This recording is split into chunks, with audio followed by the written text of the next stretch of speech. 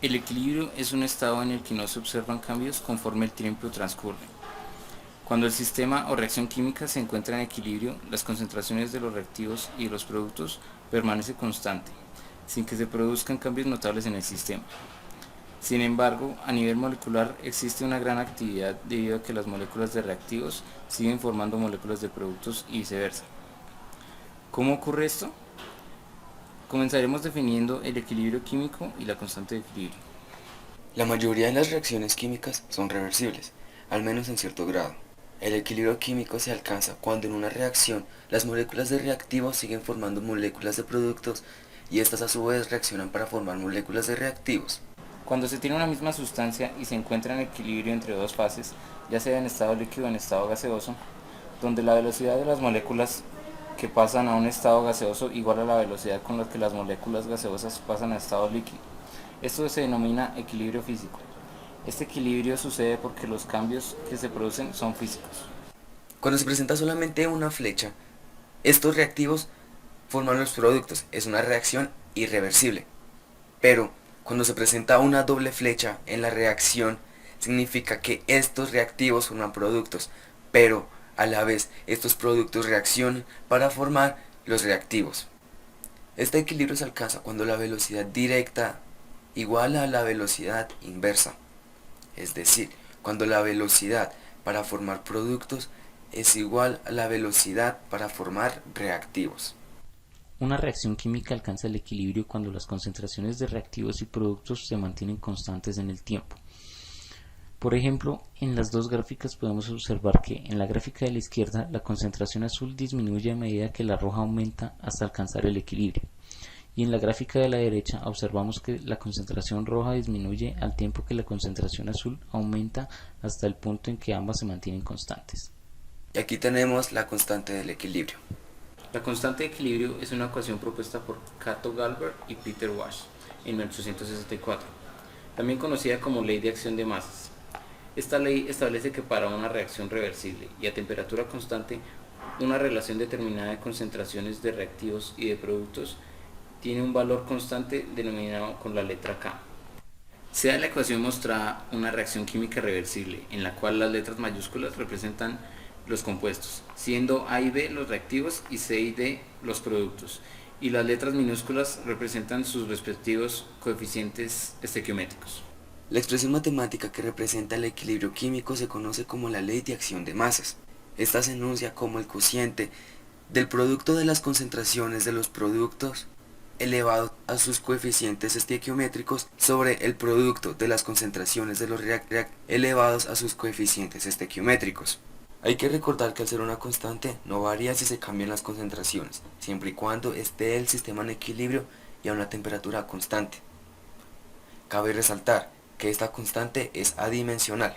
La magnitud de la constante de equilibrio indica si una reacción en equilibrio es favorable a los productos o a los reactivos. Si la constante es mayor que 1, el equilibrio se desplazará hacia los productos.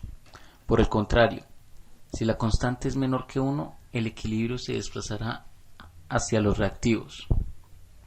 Se debe tener presente que las sustancias sólidas y líquidas no se tienen en cuenta en la constante de equilibrio.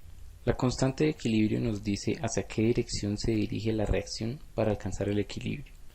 Esta también nos puede ayudar a calcular las concentraciones de reactivos y productos en el momento en que se alcanza el equilibrio. El cociente de reacción, representado por QC, tiene la misma forma que la constante de equilibrio, pero la diferencia es que las concentraciones de reactivos y productos no están en equilibrio. Dicho esto, para determinar hacia qué dirección ocurre una reacción para alcanzar el equilibrio, se comparan los valores del cociente de reacción y la constante de equilibrio, lo que da lugar a tres situaciones. Primera, el cociente de reacción es menor que la constante de equilibrio.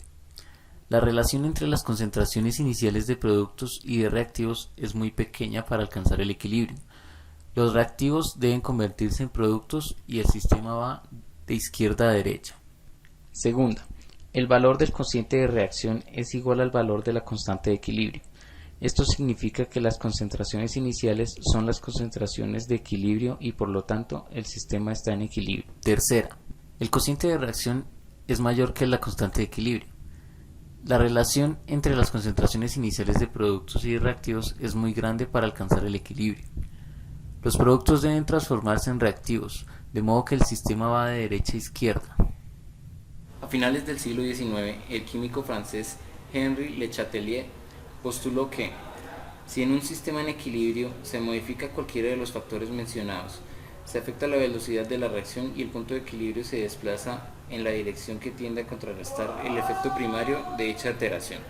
A esto se le llamó principio de Le Chatelier. Ahora bien, para poder resumir bien este principio de Le Chatelier, se tienen en cuenta que las alteraciones en las concentraciones se deben principalmente a la concentración, presión y volumen.